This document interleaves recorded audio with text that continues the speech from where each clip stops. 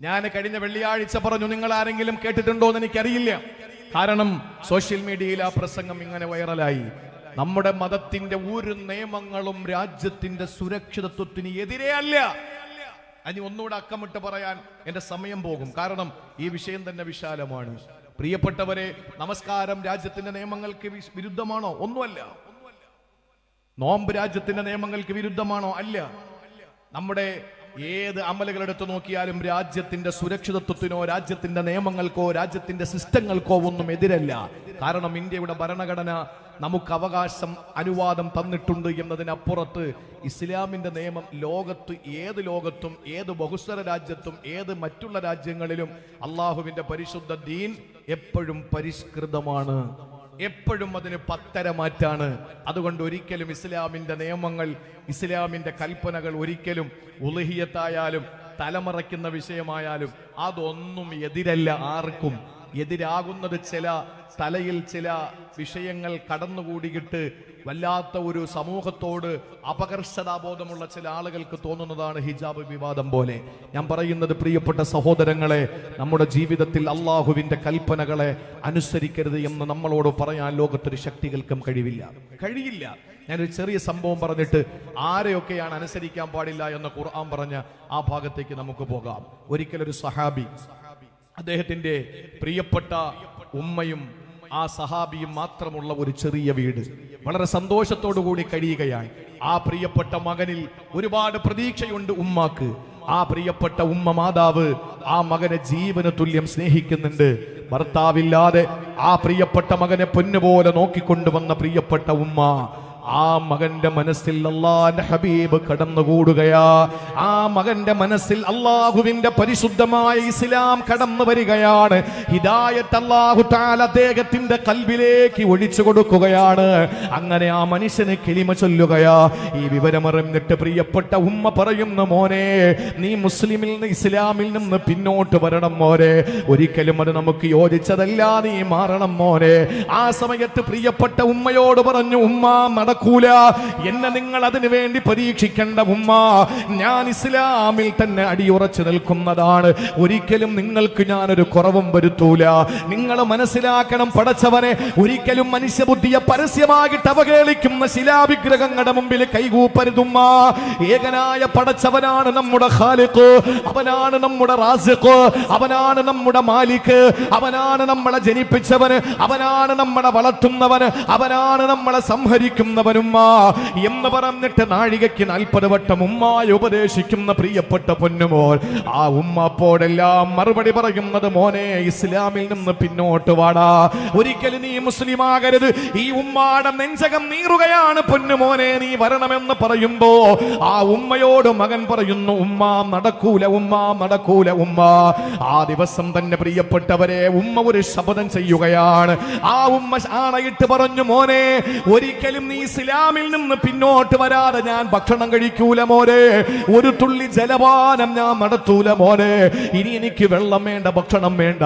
ആ സമയത്ത് ആ പ്രിയപ്പെട്ട മകൻ പറഞ്ഞു, ഉമ്മ നിങ്ങൾ കഴിക്കണം ഉമ്മ, നിങ്ങളുടെ ആരോഗ്യം വളരെ പ്രശ്നമാണുമ്മ, നിങ്ങൾ കഴിക്കണം ഭക്ഷണം, നിങ്ങൾ വെള്ളം കുടിക്കണം, നിങ്ങളുടെ ആരോഗ്യം നിങ്ങൾ നോക്കണേ ഉമ്മ, ഒരിക്കലും നിങ്ങൾ പട്ടിണി കിടക്കല്ലേ എന്ന് ആ പ്രിയപ്പെട്ട മകൻ ഉമ്മയോട് പറയുകയാണ്. ആ സമയത്തും ആ ഉമ്മ പറഞ്ഞു, മോനെ, ഒരിക്കലും ഞാൻ കുടിക്കൂല. എന്നാണോ ഈ ഉമ്മയുടെ വാക്ക് കേട്ടുകൊണ്ട് നീ മുസ്ലിമായ നിലയിൽ എന്റെ മുമ്പിൽ വരാതിരിക്കുന്നത്?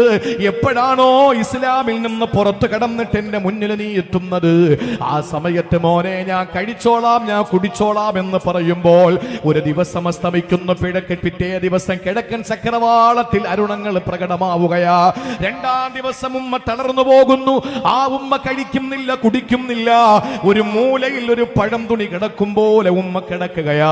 ആ ഉമ്മയോട് വന്നിട്ട് മകൻ പറഞ്ഞു, ഉമ്മ നിങ്ങൾ കഴിക്കണേ ഉമ്മ, ഉമ്മ നിങ്ങൾ വെള്ളമെങ്കിലും കുടിക്കണേ. ആ കിടക്കയിൽ കിടന്ന് വാടിക്കൊടഞ്ഞു കിടക്കുന്ന ചീരത്തണ്ട് പോലെ ആ ഉമ്മ മകനോട് പറഞ്ഞു, പൊന്നുമോനെ, ഇസ്ലാമിൽ നിന്ന് നീ ഒന്ന് പുറത്തു കൊണ്ടുവരുവോ ഞാൻ കുടിച്ചോളാ, അല്ലെങ്കിൽ ഞാനൊന്നും കഴിക്കില്ല, മരിച്ചാലും കഴിക്കൂല പൊന്നുമോരെ. അങ്ങനെ ആ ദിവസവും അസ്തമിക്കുകയാണ്. കിഴക്കന് ചക്രവാളത്തിൽ അരുണന്റെ കിരണങ്ങൾ പ്രകടമാകുന്ന 3-ാം ദിവസം പ്രഭാതം, സുപ്രഭാതം പൊട്ടിവിടരുകയാ. അന്നും ആ ഉമ്മ പട്ടിണി കിടന്നു. അന്ന് വൈകുന്നേരമാകുമ്പോൾ ഒന്ന് എഴുന്നേക്കാൻ കഴിയാതെ കവളൊട്ടിയിട്ട് വയറൊട്ടിയിട്ട് കണ്ണു കുഴിഞ്ഞിട്ട് എല്ലുന്തിയിട്ട് ആ ഉമ്മ വല്ലാതെ ഒരു മൃതപ്രായയെ പോലെ കിടക്കുകയാ. ആ സമയത്താണ് മകനെടുത്ത് വന്നിട്ട് ചോദിക്കുന്നു, ഉമ്മ നിങ്ങൾ എന്താ എന്നോട് ഇങ്ങനെ കാണിക്കുന്നത്?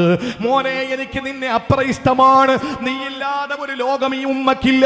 എനിക്ക് നിന്നോടുള്ള സ്നേഹം വിവരണാതീതമാണ് മോനെ. എന്റെ നെഞ്ചകത്ത് നിന്നെ ഓർത്തിട്ട് നീറ്റലാണ് മോനെ. ആ സമയത്താണ് പ്രിയപ്പെട്ട മകൻ ഉമ്മയോട് പറയുന്നു, പ്രിയപ്പെട്ട ഉമ്മ, ഇന്ന് നിങ്ങൾ പട്ടിണി കിടന്ന് മരിച്ചെന്നിരിക്കട്ടെ, നിങ്ങൾക്കൊരു ആത്മാവാണ് പടച്ചോൻ തന്നിട്ടുള്ളത്. ആ ആത്മാവ് ശരീരത്തോട് വിട പറഞ്ഞാ നിങ്ങൾ മരിച്ചു ഉമ്മ. എന്നിട്ട് റൂഹിനെ അല്ല തിരിച്ചു തന്നിരിക്കട്ടെ, എന്നിട്ട് പിറ്റേ ദിവസം നിങ്ങൾ വീണ്ടും മരിച്ചു. 3-ാം ദിവസം റൂഹ് തിരിച്ചു തന്നിട്ട് 3-ാം ദിവസവും പട്ടിണി കിടന്ന് മരിച്ചു ഉമ്മ. അങ്ങനെ 100 റൂഹ് നിങ്ങൾക്ക് അല്ലാഹു തന്നിരിക്കട്ടെ, 100 വട്ടം നിങ്ങൾ ജീവിച്ചെന്നിരിക്കട്ടെ. ആ 100 വട്ടവും നിങ്ങൾ മരിച്ചാൽ ഈ മകൻ ഇസ്ലാമിൽ നിന്ന് പുറത്തു വരില്ല ഉമ്മ. ഒരു 100 വട്ടം നിങ്ങൾ മരിച്ചാലും ശരി, ഈ മകനെ ഇസ്ലാമിൽ നിന്ന് പുറത്തേക്ക് കൊണ്ടുവരാൻ നിങ്ങളുടെ മരണം ഒരു കാരണമാകൂല. നിങ്ങൾക്ക് വേണമെങ്കിൽ കഴിച്ചോ, നിങ്ങൾക്ക് വേണ്ടെങ്കിൽ കഴിക്കണ്ട എന്ന് പറഞ്ഞിട്ട് അവിടെ നിന്ന് ഇറങ്ങി വരികയാ. അവസാനം ആ ഉമ്മയ്ക്ക് കഴിക്കേണ്ടി വന്നു. എന്റെ പ്രിയപ്പെട്ടവരെ, അല്ലാഹു ആണ് നമുക്ക് ഏറ്റവും വലുത്, പ്രിയപ്പെട്ട പ്രവാചകനാണ് നമുക്ക് ഏറ്റവും വലുത്.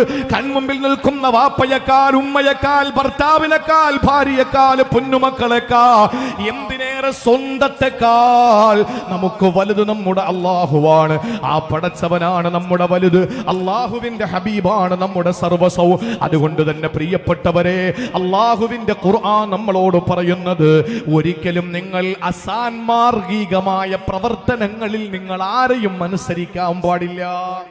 സന്മാർഗത്തിന്റെ വിഷയത്തിൽ ആര് പറഞ്ഞാലും അനുസരിക്കും, അതിലൊരു തർക്കമില്ല.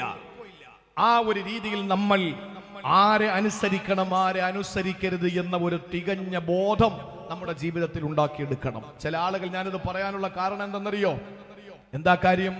ഒരു പെണ്ണിനെ സംബന്ധിച്ചിടത്തോളം എല്ലാ ദിവസവും ഇത് തന്നെ പറഞ്ഞ് സത്യസന്ധമായി പറഞ്ഞാൽ, ഒരു വേദിയിൽ ഒരു പ്രസംഗത്തിന് വേണ്ടി എഴുന്നേൽക്കുമ്പോ സാഹചര്യങ്ങളുടെയും കാലഘട്ടത്തിന്റെയും ചുവരെഴുത്തുകൾ മനസ്സിലാക്കിയിട്ട് അത് പറയാതിരിക്കാൻ നിവൃത്തിയില്ലാത്ത വണ്ണം അതിങ്ങനെ പറഞ്ഞ് തുടങ്ങുന്ന വിഷയങ്ങൾ പൂർത്തീകരിക്കാൻ പറ്റാത്ത ഒരു സാഹചര്യം ഉണ്ടാകാറുണ്ട്.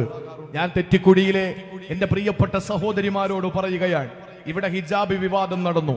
നമുക്കാരോടും ഒരു പകയില്ല, ആരോടും നമുക്കൊരു വിദ്വേഷമില്ല, ആരോടും നമുക്കൊരു ദേഷ്യമില്ല, ആരോടും നമുക്കൊരു വെറുപ്പില്ല, ആരോടും നമുക്കൊരു യാതൊരു നിലയിലുള്ള ഒരു പ്രതികൂലമായ ഒരു സാഹചര്യങ്ങളുമില്ല. ഇസ്ലാം എന്ന് പറയുന്നത് ശാന്തമാണ്, ഇസ്ലാം എന്ന് പറയുന്നത് സുന്ദരമാണ്, അതിന് പത്തരമാറ്റാണ്. ഞാൻ ചോദിക്കട്ടെ, ഞാൻ ഈ ദാടി വെക്കുമ്പോ, ഈ ഇരിക്കുന്ന മഹാന്മാരായ ഉസ്താദുമാര് ദാടി വെക്കുമ്പോ, അല്ലെങ്കിൽ നാളെ ഇവിടെ വരുന്ന ആശിഖുർ റസൂൽ, കേരളത്തിലെ, തെക്കൻ കേരളത്തിലെ ഇത്രയും വലിയ പ്രവാചക പ്രേമിയെ ഞാൻ ഒരുപക്ഷെ വേറെ ആരിലും കണ്ടിട്ടില്ല എന്ന് പറഞ്ഞാൽ അത് ഒരിക്കലും അധികം പറ്റാവൂല. ബഹുമാനപ്പെട്ട ഏരൂർ ശംസുദ്ദീൻ മദനി, അള്ളാഹു ദീർഘായുസ് കൊടുക്കട്ടെ, നാളെ നമ്മുടെ ഈ സദസ്സിൽ എത്തിച്ചേരുന്നു. നാളെ ഇവിടെ തങ്ങൾ വരുന്നു. ഇവരുടെയൊക്കെ ദാടി എങ്ങനെയാണ് വർഗീയമാവുക? എന്നാൽ മറുഭാഗത്ത് വേറെ ഏതെങ്കിലും മതത്തിലുള്ള ആളുകൾ ദാടി വെക്കുമ്പോൾ അതിന് പൗരുഷം എന്ന് പേര് വിളിക്കുക. വെള്ളിയാഴ്ചകളിൽ ഇപ്പോ ബഹുമാനരായ ഉസ്താദുമാര് ധരിച്ചിരിക്കുന്ന കന്തൂറയിൽ വർഗീയത കാണുക, എന്നാൽ പള്ളിയിൽ അച്ഛൻ ധരിച്ചിരിക്കുന്ന ലോഹയിൽ വർഗീയത കാണാതിരിക്കുക. മുസ്ലിം പെണ്ണ് ധരിക്കുന്ന പർദയിൽ തീവ്രവാദം കാണുക, അതേസമയം കന്യാസ്ത്രീകൾ ധരിക്കുന്ന തിരുവസ്ത്രത്തിൽ അത് കാണാതിരിക്കുക. തൊപ്പി വെക്കും, തലപ്പാവ് ധരിക്കുന്ന ഒരാളെ സംബന്ധിച്ചിടത്തോളം മുസ്ലിം ആണെങ്കിൽ അതിൽ ബോംബ് സംസ്കാരം കാണുക. എന്നാ നേരെ മറിച്ച് തലപ്പാവ് ധരിച്ചുകൊണ്ട് ഏത് ലോകത്തും സഞ്ചരിക്കാൻ കഴിയുന്ന പോലീസ് സേനകളിൽ പോലും അവരുടെ സാന്നിധ്യം തെളിയിക്കാൻ കഴിയുന്ന പഞ്ചാബികളായ സിഖ് മത വിശ്വാസികളുടെ ദാടിയിൽ അത് കാണാതിരിക്കുക. ഇതിന്റെ ലോജിക്കാണ് നമുക്ക് മനസ്സിലാകാത്തത്, ഇതാണ് നമുക്ക് തിരിയാത്തത്. ഞാൻ പറയുന്നത്, ഏതെങ്കിലും ഒരു സ്ഥാപനത്തിൽ നമ്മുടെ പെൺമക്കളെ പഠിക്കാൻ വിടുമ്പോ ആ പെൺമക്കളെ ഹിജാബ് ധരിച്ചു എന്നതിന്റെ പേരിൽ അവിടെ നിറക്കി വിടുമ്പോൾ എന്റെ മകൾക്ക് നല്ല ചടുലമായ ക്ലാസ് കിട്ടുന്നുണ്ട്, എന്റെ മകൾക്ക് നല്ല സമ്പൂർണമായ ഒരു അധ്യാപനം കിട്ടുന്നുണ്ട് എന്ന് കരുതിയിട്ട് നിന്റെ മകളെ തലമറയ്ക്കണ്ട എന്ന് പറഞ്ഞിട്ട് അവിടെ വിടാൻ എന്ത് ന്യായമാണ് നിനക്കുള്ളത്? തലമറയ്ക്കരുത് എന്ന് പറഞ്ഞാൽ എന്റെ മകൾക്ക് അതിന് കഴിയില്ല. എന്റെ ഇസ്ലാം എന്നോട് പറഞ്ഞത് എന്റെ തലയുടെ ഒരു രോമം പോലും ഔറത്താണ് എന്ന് പഠിപ്പിച്ചു കൊടുത്തിട്ട്, നിന്റെ ദീനിയായ ഒരു ഉപദേശം അവിടെ പറഞ്ഞു കൊടുത്തിട്ട് ആ മകളെ കൈപിടിച്ച് കലാലയത്തിന്റെ മുറ്റത്ത് നിന്ന് കൊണ്ടുവന്ന് വേറെ ഒരു സ്ഥാപനത്തിലാക്കാതിരിക്കാൻ എന്ത് ന്യായമാണ് ഒരു മുസ്ലിം പെണ്ണിനുള്ളത്? പ്രിൻസിപ്പൽ പറഞ്ഞു എന്നതിന്റെ പേരില്, അല്ലെങ്കിൽ സഭയുടെ മേലധ്യക്ഷന്മാര് പറഞ്ഞു എന്നതിന്റെ പേരില് നമ്മുടെ പ്രിയപ്പെട്ട മക്കളെ അങ്ങനെ അങ്ങ് അഴിച്ചുവിടാൻ നമുക്ക് കഴിയുമോ? നാളെ പരലോകം എന്ന ഒരു ലോകത്ത് നമുക്ക് പോകണ്ടേ? പടച്ചവന്റെ മുന്നിൽ നമുക്ക് നിൽക്കണ്ടേ? മരണത്തെ നമ്മൾ അഭിമുഖീകരിക്കണ്ടേ? നാളെ റബ്ബിന്റെ കോടതിയിൽ കയ്യും കെട്ടി സമാധാനം പറയണ്ടേ? അപ്പൊ ഇവരൊക്കെ ഉണ്ടാവുമോ അവിടെ? ഇവരൊക്കെ വരുവോ? വരില്ല. അതുകൊണ്ട് വാപ്പ പറഞ്ഞാലും ഉമ്മ പറഞ്ഞാലും അള്ളാഹുവിന്റെ ദീനിന് വിരുദ്ധമായിട്ടൊരു കാര്യമാണ് എങ്കിൽ അനുസരിക്കരുത് എന്ന ശക്തമായ നിർദ്ദേശം ഖുർആനിന്റേതാണ്. ഞാൻ ഇനി നിങ്ങളോട് പറയുന്നത്, ചില ആളുകളോട് നമ്മൾ അനുസരണയും പാടില്ല, ആദരവും പാടില്ല, അവർ ഒരു ബഹുമാനത്തിന് പോലും അർഹരല്ല. അവരോട് നമുക്കൊരു പ്രതിബദ്ധതയും വേണ്ട, അവരോട് നമുക്കൊരു കമ്മിറ്റ്മെന്റും വേണ്ട. അവരാരാണ്? ഖുർആനിൽ അല്ലാഹു പരിചയപ്പെടുത്തുന്നു. വെള്ളിയാഴ്ച നമ്മൾ കൃത്യമായി ഓതുന്ന ഒരു അധ്യായമാണല്ലോ സൂറത്തുൽ കഹ്ഫ്. അല്ലാഹു ഓതാനുള്ള തൗഫീക്ക് തരട്ടെ, അല്ലാഹു തൗഫീക്ക് തരട്ടെ. വെള്ളിയാഴ്ച ഓതണം. പണ്ടുകാലങ്ങളിൽ വ്യാഴാഴ്ച കഴിഞ്ഞാൽ സാമ്പ്രദായിക പള്ളി ദർസുകളിലൊക്കെ വ്യാഴാഴ്ച കഴിഞ്ഞാൽ ഉച്ചയ്ക്ക് മുതൽ ലീവാണ്. ഉച്ച മുതൽ വ്യാഴാഴ്ച ഉച്ച മുതൽ ലീവാണ്. വെള്ളിയാഴ്ച അസർ വരെ. എന്താണെന്നറിയോ? കുളിക്കാനും നനയ്ക്കാനും നഖം വെട്ടാനും ദാടി ഒതുക്കാനും മീശ വെട്ടാനും തുണി അയൺ ചെയ്യാനും അതുപോലെ തന്നെ വൃത്തിയാക്കാനും പള്ളിയും പരിസരങ്ങളൊക്കെ വൃത്തിയാക്കാനും വീടുകൾ വൃത്തിയാക്കാനും വെള്ളിയാഴ്ച എന്ന ആ മനോഹരമായ ദിവസത്തെ വരവേൽക്കാൻ വേണ്ടി ഒരു സമൂഹം കഴിഞ്ഞ കാലങ്ങളിൽ, അഥവാ നമ്മുടെ ഒരു 10-25 വർഷങ്ങൾക്ക് മുമ്പുള്ള ഒരു സാമ്പ്രദായികമായ പള്ളി ദർസുകളും കോളേജുകളും അതിന് സന്നദ്ധമായിരുന്നു. ഇന്ന് വെള്ളിയാഴ്ചയാണെന്ന് അറിയുന്നത് പള്ളിയിലെ മുസ്ലിയാരുടെ പ്രസംഗം കേൾക്കുമ്പോഴാണ് പലരും ഇന്ന് വെള്ളിയാഴ്ചയാണല്ലേ. ചില ആളുകൾ അറിയുന്നത് അപ്പോഴാണ്. ആളുകളെ കൂട്ടം കൂടി പള്ളിയിലേക്ക് പോകുന്ന ചില ആളുകളെ കാണുമ്പോ ഇന്നെന്താ എല്ലാവരും ഇങ്ങോട്ട് പോകുന്നത്? അപ്പോഴാണ് പറയുന്നത് വെള്ളിയാഴ്ച. ഇന്ന് വെള്ളിയാഴ്ചയാണല്ലേ, ഇന്നെന്തായാലും പള്ളി പോകാൻ സമയമില്ല. ആ ഒരു നിലയിലേക്ക് ആഫ്റ്റർ കോവിഡാനന്തര നമ്മുടെ സംസ്കാരം ആ നിലയിൽ എത്തിച്ചേർന്നു. അത് വലിയ കാര്യം, ചെറിയ കാര്യമല്ല. അത് നമ്മൾ വലിയ വില കൊടുക്കേണ്ടി വരും. അതവിടെ നിൽക്കട്ടെ. ഞാൻ പറയുന്നത്, ഒരു വ്യാഴാഴ്ച മഗ്‌രിബ് മുതൽ പിറ്റേ വെള്ളിയാഴ്ച ഉച്ചയ്ക്ക് മുമ്പ് വരെ ഓതൽ സുന്നത്തായ ഒരു അധ്യായമാണല്ലോ സൂറത്തുൽ കഹ്ഫ്. ജീവിതത്തിൽ എല്ലാ വെള്ളിയാഴ്ചകളിലും നമ്മൾ ഓതുന്നവരുണ്ട്. ഈ സൂറത്തുൽ കഹ്ഫ് നമ്മൾ ഇങ്ങനെ ഓതി വരുമ്പോ പ്രിയപ്പെട്ട സഹോദരങ്ങളെ, അതിനിടയിൽ വിശുദ്ധമായ ഖുർആനിൽ സൂറത്തുൽ കഹ്ഫ് അല്ലാഹു തആല പറയുന്നുണ്ട്. 128ാമത്തെ ആയത്തിൽ 28ാമത്തെ വചനത്തിൽ അല്ലാഹു തആല പറയുന്നുണ്ട്. എന്താണ് പറഞ്ഞതെന്നറിയോ? വിശുദ്ധ ഖുർആനിൽ അല്ലാഹു തആല സൂറത്തുൽ കഹ്ഫിൽ നമ്മളോട് പറഞ്ഞു, ചില ആളുകളെ നിങ്ങൾ അനുസരിക്കാൻ പാടില്ല. ആ ആയത്തിൽ തന്നെ 3 സ്വഭാവമുള്ള ആളുകളോട് അനുസരണ പാടില്ല എന്നാ പറഞ്ഞിരിക്കുന്നത്. 3 സ്വഭാവമുള്ള ആളുകളോട് അനുസരിക്കാൻ പാടില്ല. ഞാൻ പറയുന്നത്, ഒന്ന്, നമ്മുടെ കൂട്ടത്തിൽ ഇങ്ങനെയുള്ള ആളുകൾ ഉണ്ടെങ്കിൽ അവരോട് അനുസരണ പാടില്ല. അവരെന്ത് പറഞ്ഞാലും ദീനിന്റെ കാര്യം പറഞ്ഞാൽ അത് ആ രീതിയിൽ തന്നെ തള്ളിക്കളയണം. കാരണം എന്തെന്നറിയോ? അവർ നമ്മളെ ചാടിക്കും. അതിൽ യാതൊരു തർക്കവും ഇല്ല, ഒരു തർക്കവുമില്ല. വിശുദ്ധ ഖുർആൻ സൂറത്തുൽ കഹ്ഫിലെ അല്ലാഹു പരിചയപ്പെടുത്തുകയാണ്, വലാ തുതി മൻ അഗ്ഫൽനാ ഖൽബഹു അൻ ദിക്രിനാ വതബഅ ഹവാഹു വകാന അംറുഹു ഫുർതാ. സഹോദരങ്ങളെ, സൂറത്തുൽ കഹ്ഫ് ഓതി വരുമ്പോൾ അല്ലാഹുവിന്റെ പരിശുദ്ധമായ ഖുർആനിന്റെ മധ്യഭാഗമാണ് സൂറത്തുൽ കഹ്ഫ് നിലകൊള്ളുന്നത്. ആ സൂറത്തുൽ കഹ്ഫിൽ അല്ലാഹു തആല ചരിത്രങ്ങൾ 4 പഠിപ്പിക്കുന്നുണ്ട്. ആ സൂറത്തുൽ കഹ്ഫ് എന്ന് പറയുമ്പോ ഒരു മനുഷ്യന്റെ ജീവിതത്തിൽ ഒരു വെള്ളിയാഴ്ച ഓതാ കഴിഞ്ഞില്ലെങ്കിൽ അടുത്ത വെള്ളിയാഴ്ചക്ക് ഇപ്പുറം ഓതി ഖളാ വീട്ടിൽ സുന്നത്താണെന്ന് പഠിപ്പിച്ചു ഉലമാക്കള്. ആ സൂറത്തുൽ കഹ്ഫിൽ അല്ലാഹു പറയുകയാണ്, ഈ വിഭാഗത്തോട് നമ്മളൊരു പ്രതിബദ്ധത വേണ്ട, ഈ വിഭാഗത്തോടൊരു കമ്മിറ്റ്മെന്റ് വേണ്ട, ഈ വിഭാഗത്തോട് നമ്മളൊരു അനുസരണയും പാടില്ല. അല്ലാഹു അനുസരിക്കല്ലേ പിൻപറ്റല്ലേ, വഴിപ്പെടരുതേ, ആദരിക്കല്ലേ, ബഹുമാനിക്കല്ലേ എന്ന് പറഞ്ഞ വിഭാഗങ്ങളിൽ ഒന്നാമത്തെ വിഭാഗത്തെ അള്ളാഹു പറയുമ്പോ അതിൽ തന്നെ 3 സൈസ് ആളുകളെയാണ് പരിചയപ്പെടുത്തുന്നത്. അതിൽ അള്ളാഹു പറഞ്ഞത് ആരെയാണ്? വലാ തുതി മൻ അഗ്ഫൽനാ ഖൽബഹു അൻ ദിക്രിനാ വതബഅ ഹവാഹു വകാന അംറുഹു ഫുർതാ. പ്രിയപ്പെട്ടവരെ, ആരാണ് അവരെന്നറിയോ? അതിൽ അള്ളാഹു പറയുന്ന ഒന്നാമത്തേത് വലാ തുതി മൻ അഗ്ഫൽനാ ഖൽബഹു അൻ ദിക്രിനാ. എന്നെ മറന്നിട്ട് അശ്രദ്ധനായി ജീവിക്കുന്നവനെ നിങ്ങൾ അനുസരിക്കരുത്. ഞാനെന്ന് പറയുന്ന സൃഷ്ടാവിനെ മറന്ന് ജീവിക്കുന്ന തോന്നിയാസിയായ മനുഷ്യനുണ്ടല്ലോ, അവന് എന്നെപ്പറ്റി ഒരു ധാരണയില്ല, എന്നെപ്പറ്റി ഒരു ചിന്തയില്ല. അവന് ഞാനെന്ന് പറയുന്ന സൃഷ്ടാവിനെ പറ്റി ഒരു ഓർമ്മ പോലും അവന്റെ ജീവിതത്തിലില്ല. അവന്റെ വ്യക്തി ജീവിതത്തിൽ ഞാൻ ഓർക്കപ്പെടുന്നില്ല, അവന്റെ കുടുംബ ജീവിതത്തിൽ ഞാൻ ചർച്ച ചെയ്യപ്പെടുന്നില്ല, അവന്റെ സാമൂഹിക ജീവിതത്തിൽ ഞാൻ ഒരിക്കലും ശ്രദ്ധേയമാകുന്നില്ല. അങ്ങനെയുള്ള ഒരു മനുഷ്യനെ നിങ്ങൾ അനുസരിക്കാൻ പാടുള്ളതല്ല. സഹോദരങ്ങളെ, പടച്ചവനെ മറന്ന് താന്തോന്നിയായി ജീവിക്കുന്ന ആളുകളുണ്ടല്ലോ, അവർക്ക് അള്ളാഹുവിന്റെ റസൂലെന്ത്, പടച്ചവനെന്ത്, പടച്ചവന്റെ ദീനെന്ത്, ഇസ്ലാമിന്റെ സംസ്കാരമെന്ത്, അവർക്ക് മദ്രസയെന്ത്, അവർക്ക് ദീനെന്ത്, അവർക്ക് പള്ളിയെന്ത്, ഇതൊന്നും അവരുടെ പ്രശ്നമേ അല്ല. അവരുടെ ജീവിതത്തിൽ പടച്ചവന് സ്വാധീനം ചെലുത്തുന്നില്ലെന്ന് മാത്രമല്ല, അള്ളാഹിനെ പറ്റിയുള്ള ഒരു ചിന്ത പോലും അവരുടെ ജീവിതത്തിലില്ല. അങ്ങനെയുള്ള ആളുകളെ അള്ളാഹു പരിചയപ്പെടുത്തിയത് ആരോടാണെന്നറിയോ? ഉപമിച്ചത് ആരുമായിട്ടാണ് കമ്പയർ ചെയ്തതെന്നറിയോ? അള്ളാഹു മറ്റൊരു അധ്യായത്തിൽ ഇങ്ങനെയുള്ള ചില ആളുകളെ പറ്റി പറയുന്നത്, ഉലൈക കല്ലനആ,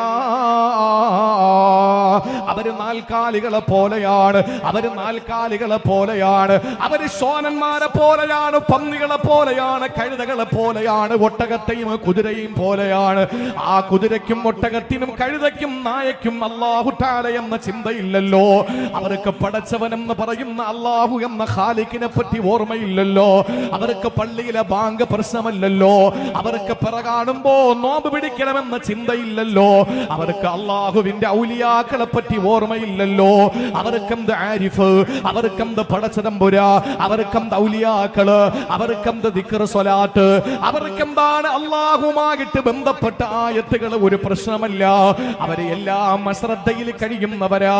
അവരെ പറ്റി അല്ലാഹു ഉപമ പറഞ്ഞത് ഉലൈക കല്ലനആ, അവര് നാൽക്കാലികളെ പോലെയാണ്, നാൽക്കാലികളെ പോലെയാണ്. പ്രിയപ്പെട്ടവരെ, നടുറോഡിലൂടെ ഞാനും നിങ്ങളും നടന്നു പോകുമ്പോൾ നിങ്ങൾ കണ്ടിട്ടില്ലേ എരുമയും പശുവിനെയും കെട്ടിയിരിക്കുന്നത്? ആ വരുന്നത് പള്ളിയിലെ ഉസ്താദാണ്, മഹല്ലിന്റെ പ്രസിഡന്റാണ്, മസ്ജിദുൽ ഹിദ മസ്ജിദിലെ ആളുകളാണ്, മസ്ജിദിന്റെ ഉത്തരവാദിത്തപ്പെട്ടവരാണ്, ആ മസ്ജിദിന്റെ പുനർനിർമ്മാണ കമ്മിറ്റിയുടെ പ്രവർത്തകരാണ്, നാട്ടിലെ പ്രമാണിമാരാണ് എന്ന ചിന്ത എരുമയ്ക്കും പശുവിനും ഇല്ലല്ലോ. ആ എരുമയ്ക്കും പശുവിനും നാണം മറയ്ക്കണമെന്ന ബോധം പോലുമില്ല. കാരണം വരുന്നത് ആരോ ആകട്ടെ, അതൊന്നും ഒരു പ്രശ്നമല്ല. വഴിയിൽ നിൽക്കുന്ന കാളയ്ക്കും അതുപോലെ പ്രിയപ്പെട്ടവരെ പോത്തിനെയും നിങ്ങൾ കണ്ടിട്ടില്ലേ? അതുവഴി ഏത് പെണ്ണ് പോയാൽ താന് വിവസ്ത്രനാണ്, താനിതാ നാണം മറയ്ക്കാതെ നിൽക്കുകയാണ്, താന് നഗ്നത വെളിവാക്കി നിൽക്കുകയാണെന്ന ബോധം കാളയ്ക്കില്ല, പോത്തിനില്ല. എന്തുകൊണ്ടാണ്? അവരെ നാൽക്കാലികളാണ്. അവർക്ക് ഈ പറഞ്ഞതൊന്നും ഒരു പ്രശ്നമല്ല, അവർക്ക് ഇതൊന്നും ഒരു ബാധകമല്ല. അവർക്ക് പിറന്നു വീണുന്ന ആടിന്റെ കുട്ടി അത് വളർന്നു വരുമ്പോൾ ഏത് ആടാണോ തന്നെ പ്രസവിച്ചത് അതുമായിട്ട് ഇണ ചേർന്നിട്ട് വീണ്ടും കുട്ടികൾ ഉണ്ടാവുകയാണ്. സ്വന്തം മക്കളെ പോലെ പീഡിപ്പിക്കുന്ന കാലത്താ നമ്മൾ ജീവിക്കുന്നത്. സ്വന്തം ഉമ്മയെ പോലെ കടന്നു പിടിച്ച് മാനഭംഗം ചെയ്യുന്ന കാലത്താ നമ്മൾ ജീവിക്കുന്നത്. സ്വന്തം സഹോദരിയെ പോലും ബലാത്സംഗം ചെയ്യാൻ മടി കാണിക്കാത്ത ലോകത്താ നമ്മൾ ജീവിക്കുന്നത്. പറക്കമുറ്റാത്ത ചെറിയ കുഞ്ഞ് തന്റെ മുന്നിൽ കടന്നു വരുമ്പോൾ 10 രൂപയുടെ മിഠായി കൊടുത്തിട്ട് അവന്റെ കാമം തീർക്കാനുള്ള കാമകശ്മലനായി കഴുകനായി മാറിക്കൊണ്ടിരിക്കുന്ന ലോകത്താ നമ്മളുള്ളത്.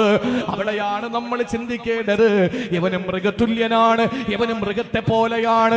എന്നാൽ ഇവന്റെ സ്വഭാവം, നിലവിലെ സ്വഭാവം വെച്ച് നോക്കുമ്പോൾ കഴുതയ്ക്ക് നാണക്കേടാ, ഇവന്റെ നിലവിലെ സ്വഭാവം വെച്ച് നോക്കുമ്പോൾ പന്നിക്ക് നാണക്കേടാ. അതുകൊണ്ട് പടച്ചതമ്പുരാ പന്നിയുടെ സൃഷ്ടാവല്ലേ, അല്ലാഹു റബ്ബുൽ ഇസ്സത്ത് നായയുടെ സൃഷ്ടാവല്ലേ, അല്ലാഹു മനുഷ്യന്റെയും സൃഷ്ടാവല്ലേ. അതുകൊണ്ട് ഒരു പടി കൂടി പടച്ചവൻ ഇറങ്ങി നിന്നിട്ട് പറയുകയാണ്, അവന് നാൽക്കാലികളെ പോലെയല്ല, ബൽഹും അവല്ലു, അതിനേക്കാൾ നികൃഷ്ടനാണ്, അതിനേക്കാൾ നീചനാണ്. തന്റെ മുന്നിലിരിക്കുന്ന പാവപ്പെട്ട എട്ടും പൊട്ടും തിരിയാ പോലുമില്ലാത്ത കുഞ്ഞിനോട് ലൈംഗിക ചുവയോടെ സംസാരിക്കുന്ന മുതിർന്ന വ്യക്തികളെ, നാൽക്കാലികളെക്കാൾ ഏറ്റവും മോശപ്പെട്ട നികൃഷ്ടനാണ് നീ എന്ന് പറഞ്ഞത് ആഗോള സംസ്കാര സംശുദ്ധ സിദ്ധാന്തം വിളിച്ചോദിയാം. ലോകം ദാഹിച്ചുകൊണ്ടിരുന്ന വിമോചന സരണി ഹിറാഗുഹരത്തിന്റെ അന്തരീക്ഷത്തെ കീറിമുറിച്ചുകൊണ്ട് റൂഹുൽ അമീൻ മലക്ക് ജിബ്രീൽ അലൈഹിസ്സലാം ഓതിക്കൊടുത്ത അല്ലാഹുവിന്റെ പരിശുദ്ധമായ ഖുർആൻ, പുരാതന കാലത്തെ പ്രാകൃതന്റെയും പുരോഗമന കാലത്തെ പരിഷ്കൃതന്റെയും മനോമുഖരത്തിലെ പരിവർത്തനത്തിന്റെ പടപ്പാട്ട് പാടിയ പരിശുദ്ധ ഖുർആൻ നാൽക്കാലികളെക്കാൾ അതപ്പതിച്ചവനാണ്. മൃഗങ്ങളോട്, സ്വന്തം ഭാര്യയോട് ചെയ്യും പോലെ മൃഗങ്ങളോട് കാണിക്കുന്നവൻ. ആലോചിച്ചു നോക്കിയേ, മൃഗങ്ങൾക്ക് പോലും സ്വസ്ഥതയില്ലാത്ത ഒരു ലോകത്ത് മൃഗതുല്യനായി അല്ല, ബൽഹും അളല്ല്, അതിനേക്കാൾ നികൃഷ്ടനാണ് എന്ന് ഖുർആൻ പറഞ്ഞ വിഭാഗമാരാണ് ഉലൈക ഹുമുൽ ഗാഫിലൂൻ. അവരാണ് അശ്രദ്ധയോടെ ജീവിക്കുന്നവൻ. ആ അശ്രദ്ധയുള്ളവനെ വലാ തുതിഉ മൻ അഗ്ഫൽനാ ഖൽബഹു അൻ ദിക്രിനാ, ഹൃദയത്തിൽ ജ്ഞാനം സൃഷ്ടാവില്ലാത്തവൻ, എന്നെപ്പറ്റി ഓർമ്മയില്ലാത്തവൻ, എന്നെപ്പറ്റി യാതൊരു നിലയിലുള്ള ചിന്തയുമില്ലാത്തവനെ നിങ്ങൾ അനുസരിക്കുകയും അവനെ ബഹുമാനിക്കുകയും ആദരിക്കുകയും ചെയ്യരുത് എന്ന് പരിശുദ്ധ ഖുർആൻ സൂറത്തുൽ കഹ്ഫിൽ അല്ലാഹു നമ്മെ ഓർമ്മപ്പെടുത്തുകയാണ്.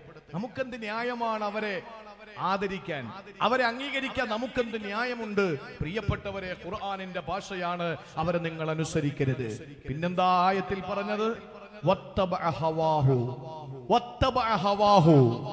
ജീവിതത്തിലെ ജഡികേച്ഛയ്ക്ക് വേണ്ടി ജീവിക്കുന്ന ചില ആളുകളുണ്ട്, ശരീര ഇച്ഛയ്ക്ക് വേണ്ടി ജീവിക്കുന്ന ആളുകൾ.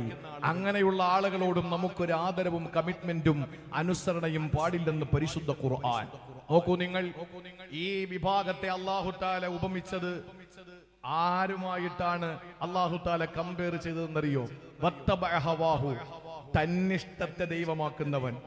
അവൻ എന്താണോ തോന്നുന്നത് അത് നടപ്പിലാക്കും. അവൻ എന്താണോ ചിന്തിക്കുന്നത്, എന്താണോ തന്റെ മോഹം, അത് തന്നെയാണ് അവനെ നയിക്കുന്നത്. അങ്ങനെ ചില ആളുകളുണ്ട് നമ്മുടെയൊക്കെ കൂട്ടത്തിൽ. അവർക്ക് എന്താണോ തോന്നുന്നത് അത് ചെയ്യും. അങ്ങനെ ചെയ്യാൻ പാടില്ല.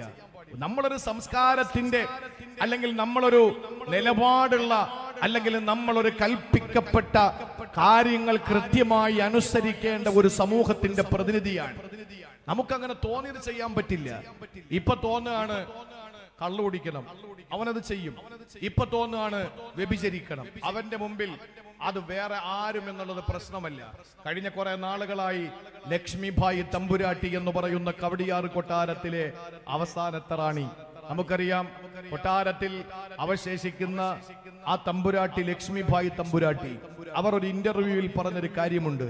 18ഉം 20ഉം വയസ്സായ ചെറുപ്പക്കാരി പെൺകുട്ടികൾ മോശമായ വസ്ത്രധാരണത്തോടുകൂടി ചെറുപ്പക്കാരുടെ മുന്നിലേക്ക് വരുമ്പോ ആ ചെറുപ്പക്കാരുടെ മനസ്സിൽ ആ പെൺകുട്ടിയുടെ വേഷം കാണുമ്പോൾ ഒരു തരം വികാരമുണ്ടാവുകയും ആ വികാര ശമനത്തിനു വേണ്ടിയിട്ട് 4 ഭാഗങ്ങളിലും അവർ എങ്ങനെയാണ് അതിനൊരു പരിഹാരം എന്നതിനെപ്പറ്റി അന്വേഷിച്ച് നടക്കുമ്പോഴാണ് ചെറിയ മക്കൾ അവരുടെ മുന്നിലെത്തപ്പെടുക. ആ സമയത്ത് അവിടെയെങ്കിലും ആ വികാരത്തിന്റെ ശമനത്തിനു വേണ്ടിയിട്ട് ആ ചെറുപ്പക്കാര് കണ്ടെത്തുന്ന മാർഗമാണ് ഇന്ന് പോക്സോ എന്ന് പറഞ്ഞിട്ട് ചെറിയ ചെറിയ കുട്ടികളെ പീഡിപ്പിക്കുന്ന അവസ്ഥയെന്ന് പഠിപ്പിച്ചത് എന്റെ പ്രിയപ്പെട്ടവരെ റാബിയത്തുൽ അദവിയ അല്ല, നഫീസത്തുൽ മിസ്രിയ അല്ല, ഖദീജത്തുൽ കുബ്ര അല്ല, ലക്ഷ്മിഭായി തമ്പുരാട്ടി ഇപ്പോഴും ജീവിച്ചിരിപ്പുണ്ട്. ശരിയല്ലേ? എന്നിട്ട് അവരൊരു ഉദാഹരണം പറഞ്ഞ എന്താണെന്നറിയോ? കതിന വെടി പൊട്ടിക്കുന്നത് പോലെയാണ് അത്രേ. തിരികൊളുത്തുന്നത് നിലത്ത് വെച്ചാണെങ്കിലും പൊട്ടുന്നത് മേപ്പോട്ട് പോയിട്ടാണ്. കണ്ടത് 18 വയസ്സുകാരിയുടെ വസ്ത്രമാണ്, പക്ഷേ അവന്റെ മനസ്സിൽ മൊട്ടിട്ട മോഹത്തിന്റെ ശമനം, പൂർത്തീകരണം നടന്നത് 8 വയസ്സുള്ള പെൺകുട്ടിയിലാണ്. നമ്മൾ മനസ്സിലാക്കണം. അപ്പൊ ഒരു പെണ്ണിന് മോഹം, തനിക്കിപ്പോ പുതിയൊരു ഫാഷൻ ഇറങ്ങിയിട്ടുണ്ട്. ലൈവ് ഉള്ളത് കൊണ്ട് പറയുന്നതിന് പരിമിതിയുണ്ട്. കാരണം ഇത് കാത്തിരിക്കുന്ന കുറെ ആളുകളുണ്ട്, എന്തെങ്കിലും കിട്ടാൻ വേണ്ടിയിട്ട് കാത്തിരിക്കുന്നവരുണ്ട്. ഞാൻ വെള്ളിയാഴ്ച നേരത്തെ ഞാൻ പറഞ്ഞൊരു വിഷയം പറഞ്ഞു. എന്താ പറഞ്ഞെന്നറിയോ? തമ്മിൽ കമ്പയർ ചെയ്തു. മുസ്ലിമിന്റെ വേഷം മാത്രം നിങ്ങൾക്ക് എന്താ ഇത്ര ഒരു അസ്വസ്ഥത ഉണ്ടാക്കുന്നതെന്ന് ചോദിച്ചപ്പോ കൂടെയുള്ള ആളിനെ വിളിച്ചു, ഒരു സഹോദരൻ, ആരാന്നെങ്കിലും അറിയില്ല. അദ്ദേഹം ചോദിച്ചു, നിങ്ങൾ ആ പ്രസംഗിച്ചത് ശരിയാണോ? ആ പ്രസംഗിച്ചത് ശരിയല്ലല്ലോ നിങ്ങൾ.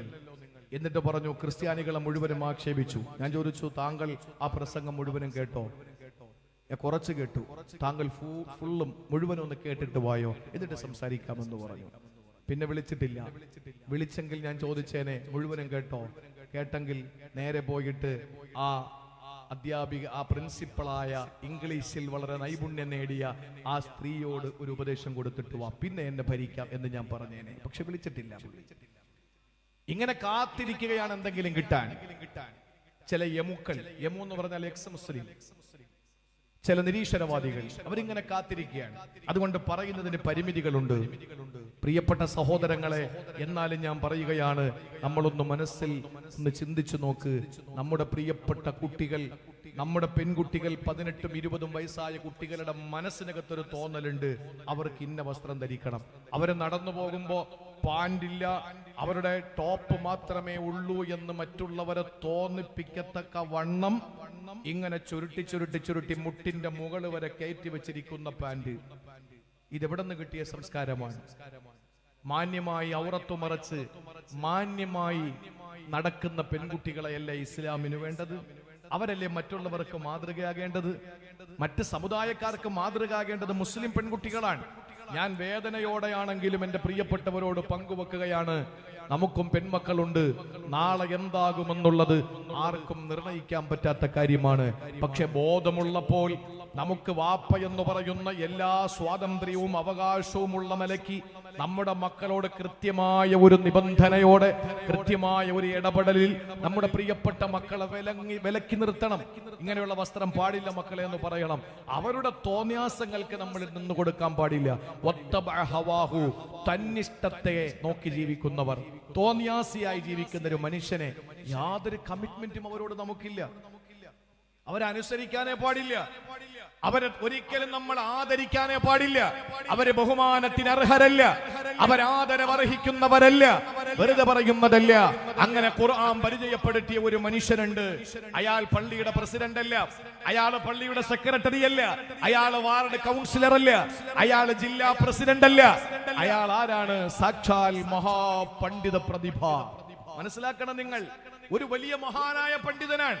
തെറ്റിക്കുടിയിലോ ശാസ്താംകോട്ടയിലോ കൊല്ലം ജില്ലയിലോ കേരളത്തിലോ ഇന്ത്യയിലോ ലോകത്തോ ഇങ്ങനെ ഒരു പണ്ഡിതൻ പിന്നെ ഉണ്ടായിട്ടില്ല, ഉണ്ടാവുകയുമില്ല.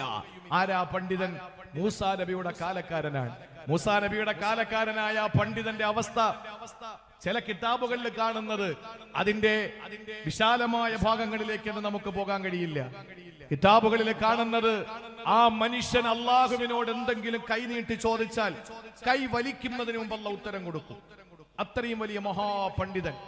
ആ പണ്ഡിതന്റെ പേര് ബൽഅം ബിൻ ബഊറ എന്നാണ്.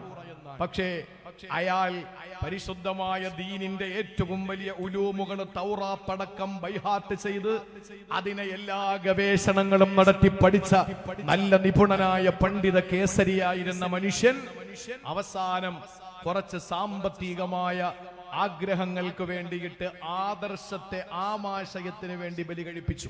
അയാൾക്ക് വലുത് ആമാശയമാണെന്ന ചിന്ത വന്നു. ആദർശത്തിന് 2ാം സ്ഥാനം കൊടുത്തു. പ്രയോറിറ്റി കൊടുത്തത് ആമാശയത്തിനാണ്. ഒരു വലിയ സമ്പത്ത് കൂമ്പാരങ്ങൾ കണ്ടപ്പോ ഞാൻ അത് ഇഷ്ടപ്പെടുന്നു എന്ന് പറഞ്ഞിട്ട് ഖുർആൻ പറഞ്ഞത് അഖ്ലദ ഇലൽ അർളി, അയാൾ ഭൂമിയിൽ ശാശ്വതമായി ഈ സ്വത്തുക്കൾ തനിക്ക് ഉപകരിക്കുമെന്ന ചിന്ത വന്നു. അയാൾ അയാളുടെ തന്നിഷ്ടത്തിന്റെ പിന്നാലെ പരക്കം പാഞ്ഞപ്പോൾ, അയാൾ തോന്നിയാസിയായി മാറിയപ്പോൾ അള്ളാഹു അവനെ പറ്റി പറഞ്ഞ ഉപമ ഒരു കള്ളുകുടിയനെ പറ്റി ഖുർആനിൽ പറഞ്ഞില്ല, ഒരു പലിശക്കാരനെ പറ്റി ഖുർആനിൽ പറഞ്ഞില്ല, ഒരു നമസ്കാരമില്ലാത്ത താരിഖു സ്വലാത്തിനെ പറ്റി പറഞ്ഞില്ല, നോമ്പ് പിടിക്കാത്തവരെ പറ്റി അള്ളാഹു അങ്ങനെ ഒരു ഉദാഹരണം പറഞ്ഞില്ല. അള്ളാഹു റബ്ബുൽ ഇസ്സത്തിനെ നിഷേധിക്കുന്ന കുഫാറുകളെ പറ്റി പോലും അങ്ങനെ ഒരു വാചകം കൊണ്ട് അള്ളാഹു പരിഹസിച്ചിട്ടില്ല. അവിടെയും ഇവിടെയും കൂടിയിട്ട് ഇടയ്ക്ക് തീ കൊളുത്തുന്ന മുനാഫിഖീങ്ങളായ ആളുകളെ പറ്റിയിട്ട് ഖുർആനിൽ അള്ളാഹു ഇങ്ങനെ ഒരു ഉദാഹരണം പറഞ്ഞില്ല. ഇത്രയും വലിയ മഹാപണ്ഡിതനായിരുന്ന ബൽഅം ബിൻ ബഊറയെ പറ്റി അയാൾ അയാളുടെ തന്നിഷ്ടങ്ങൾക്ക് വേണ്ടി ജീവിക്കാൻ തുടങ്ങിയപ്പോൾ അയാളുടെ മനസ്സിൽ എന്താണോ തോന്നുന്നത് അതാണ് ദൈവമെന്ന് മനസ്സിലാക്കി ജീവിച്ചപ്പോൾ അള്ളാഹു അയാളെ പറ്റി പറഞ്ഞത് മസലുഹു കമസലിൽ കൽബ്, അവൻ നായയെ പോലെയാണ്, അവൻ നായയെ പോലെയാണ്. നിങ്ങൾ നോക്ക്, ഏതെങ്കിലും രാഷ്ട്രീയ ചർച്ചകളും സംഘടനകളും ഒരുപാട് നടക്കുന്ന ഒരു സംസ്ഥാനമാണല്ലോ കേരളം.